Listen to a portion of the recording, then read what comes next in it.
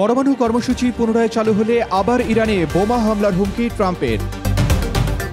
ট্রাম্পকে ইসরায়েলের ড্যাডি হিসেবে সম্বোধন করলেন ইরানের পররাষ্ট্রমন্ত্রী।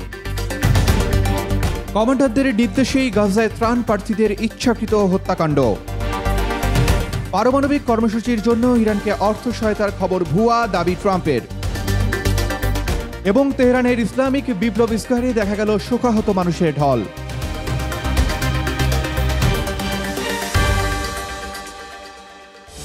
যুক্তরাষ্ট্রের প্রেসিডেন্ট ডোনাল্ড ট্রাম্প স্থানীয় সময় শুক্রবার ইরানের সর্বোচ্চ নেতা আলী খামেনিকে তীব্রভাবে সমালোচনা করেন। ইরানের উপর থেকে নিষেধাজ্ঞা তুলে নেওয়ার পরিকল্পনা বাতিল করেন এবং বলেন যে তেহরান যদি উদ্বেগজনক মাত্রায় ইউরেনিয়াম সমৃদ্ধকরণ চালায় তবে তিনি আবার ইরানে বোমা হামলার বিষয়টি বিবেচনা করবেন।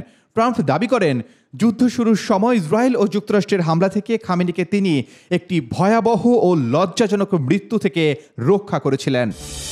সংঘাত থামার পরও ইরান যুক্তরাষ্ট্রের মধ্যে চলছে পাল্টাপাল্টি হুমকিধামকি আর কথার লড়াই। আয়াতুল্লাহ আলী খামেনি বিজয়ী হওয়ার দাবি করায় তার কড়া সমালোচনা করেছেন মার্কিন প্রেসিডেন্ট। তাকে মিথ্যাবাদী আখ্যা দিয়ে দেশটির উপর নিষেধাজ্ঞা প্রত্যাহারের সব তৎপরতা বন্ধের ঘোষণা দিয়েছেন ডোনাল্ড ট্রাম্প।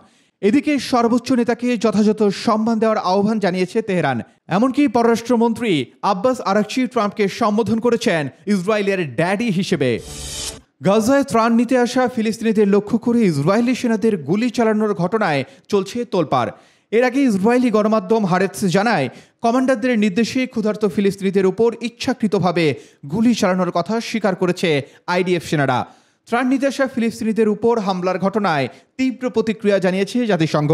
সংস্থাটির মহাসচিব ক্ষোভ জানিয়ে বলেন, ত্রাণ বিতরণের ক্ষেত্রে ইসরায়েলকে অবশ্যই আন্তর্জাতিক আইন মেনে চলতে হবে। বেসামরিক উদ্দেশ্যে পারমাণবিক কর্মসূচির জন্য ইরানকে $30 বিলিয়ন সহায়তা দেওয়া নিয়ে সংবাদ মাধ্যমে প্রচারিত খবরকে গুজব বলে আখ্যা দিয়েছেন মার্কিন প্রেসিডেন্ট ডোনাল্ড ট্রাম্প। এ নিয়ে করা গণমাধ্যম সংস্থা CNN ও NBCর রিপোর্টের সমালোচনা করেন তিনি।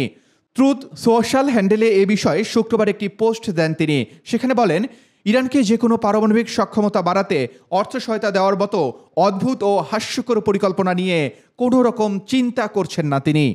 এদিকে শীঘ্রই ইরানের সাথে আলোচনায় বসার কথা জানিয়েছে ট্রাম্প প্রশাসন। তবে এখনও ঠিক হয়নি বৈঠকের কর্মসূচি।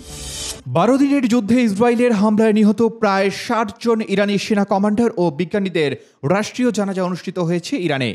নিহতদের মধ্যে রয়েছেন বিপ্লবী গার্ডের শীর্ষ কমান্ডার, পারমাণবিক বিজ্ঞানী ও নিরাপত্তা কর্মকর্তারা।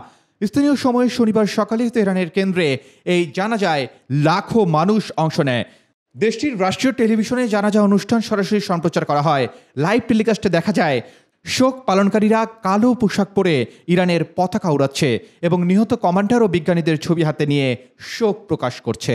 For more updates, follow us on Facebook, subscribe our YouTube channel, get the latest update on www.daily-sun.com.